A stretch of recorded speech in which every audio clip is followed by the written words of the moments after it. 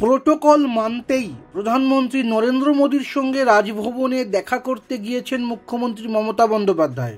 শুক্রবার সন্ধ্যায় প্রধানমন্ত্রীর সঙ্গে সাক্ষাতের পর রাজভবন থেকে বেরিয়ে মুখ্যমন্ত্রী মমতা সে কথাই জানালেন। শুক্রবার আরামবাগে সভা করে বিকেলে কলকাতায় রাজভবনে পৌঁছন প্রধানমন্ত্রী মোদী। এরপরেই রাজভবনে মোদীর সঙ্গে দেখা করতে যান মুখ্যমন্ত্রী মমতা।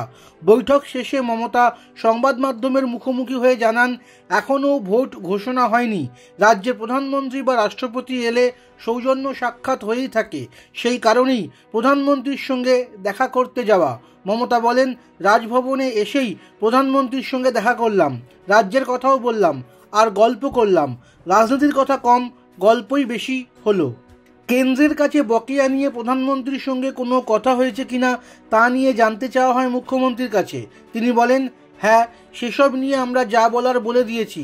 আমাদের যা বলার আমরা রাজনীতির মঞ্চে বলবো। এটা আমার সৌজন্য সাক্ষাৎ এবং প্রোটোকল মেনে।